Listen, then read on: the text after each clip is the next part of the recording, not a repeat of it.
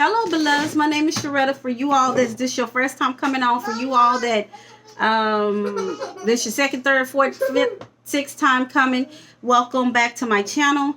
As you see, I'm talking about this, talking about these documents that was filed with the court concerning this particular child custody case. And what I'm doing now is I'm going to address all the contradictions that's been in this paperwork, okay? Before waking up Saturday morning, I believe it was January the 16th that morning, before waking up that morning, or maybe it was the 15th. It was that Friday before waking up that Friday or Saturday morning. The Spirit of the Lord was telling me to, I was dreaming about this court case, and the Spirit of the Lord was telling me to make it clear and plain as to the contradictions that's been in these court documents. So what I'm about to start doing as I talk about it, I will make it clear and plain as to the contradictions that's been in these court documents, okay? So let's get started. I will start talking about this one particular document. As you see, the petitioner's request for admissions to respondent. I will talk about that first. Back in, there was a court date, November the 5th. And the court, the Zoom hearing was about me responding to the interrogatories that the petitioner attorney had sent me, which I did respond because she was asking me, like, this case is being manipulated to say that me and the petitioner is married, okay? All the documents, even this particular document, this is a fresh document that was sent to me December the 9th via email. I guess it was filed with the court December the 14th or whatever. But all the documents states right now that me and the petitioner is married, and we going for a divorce decree. Well, me and the petitioner is not married, and we are not going for a divorce decree. This is just a child custody suit that my son father brung about because is of my opinion that he don't want to pay child support, and you'll understand what as I talk further. So anyways, we had a Zoom meeting November the 5th. That the Zoom meeting we had is already posted, so you can go and view that. And then the judge stated that I need to have the interrogatories in to the petition attorney by December the 5th. Well, I sent her a response to the interrogatories, and I sent her a response telling her my rights as a United States citizen, my constitutional rights, my First Amendment rights, my Fourth Amendment rights, my 14th Amendment rights, my Fifth Amendment rights, Sixth Amendment rights, and so forth and so on. So she sent me an email saying that it was incomplete, but all in all that I haven't had a fair trial with this particular case to date. I have not had a fair trial, and y'all will understand why I say that as I continue to give my view on what I've went through, continue to express everything that every experience I've had with dealing with this particular case. So anyways, I responded. She didn't like my response, even though that I was correct. I think the Fifth Amendment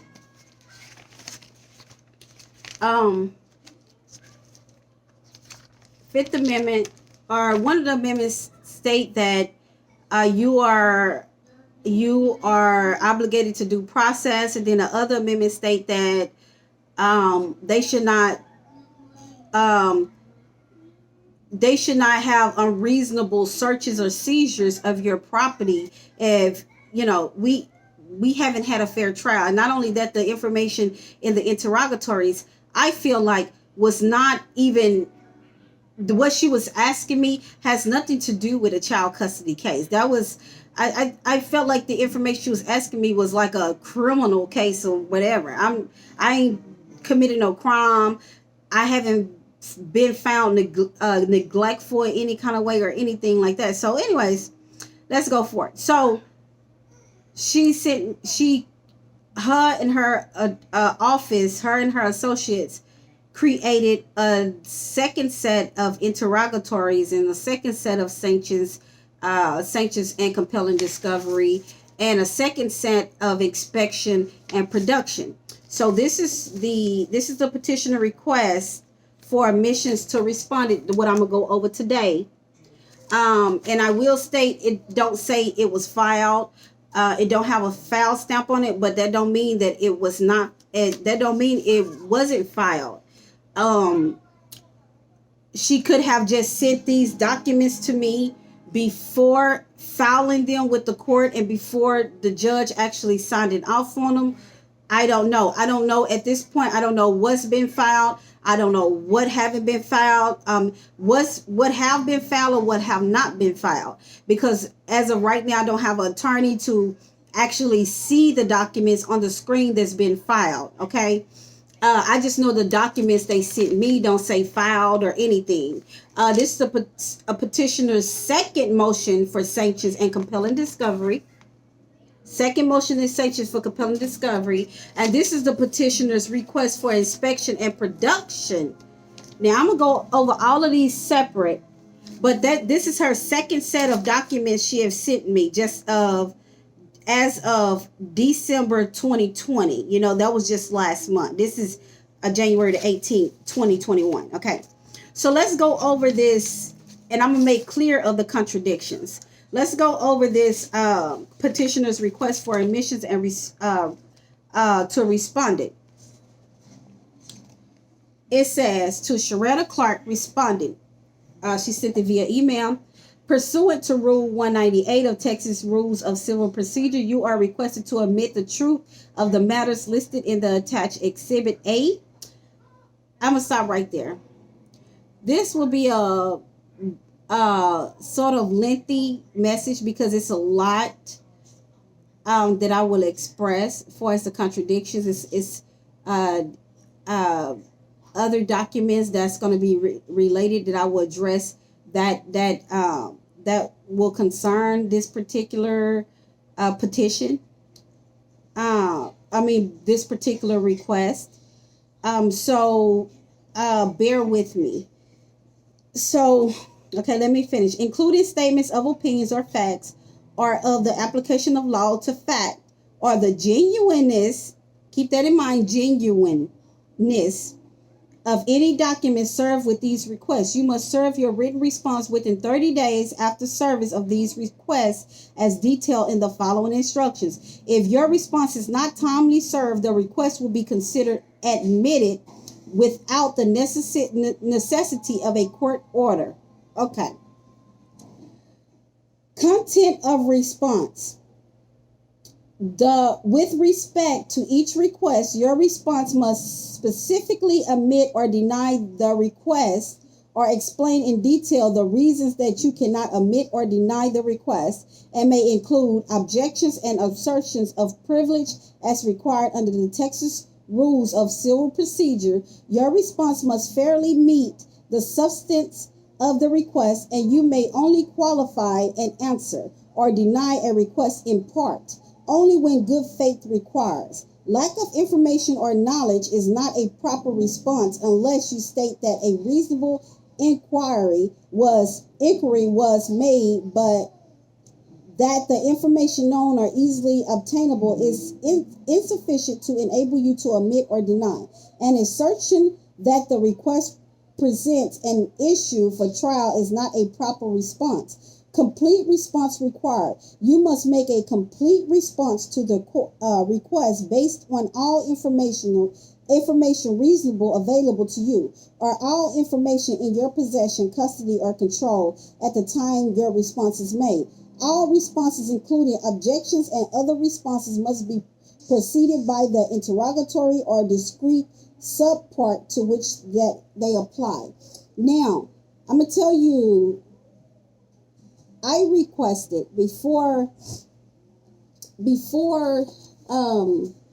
the pre-trial was set, because I fired my attorney, my former attorney. He wasn't doing anything. He didn't file no paperwork. I asked him, why does the paperwork say that me and the petitioner is married? He said that sometimes it's like that, but that's not a big deal.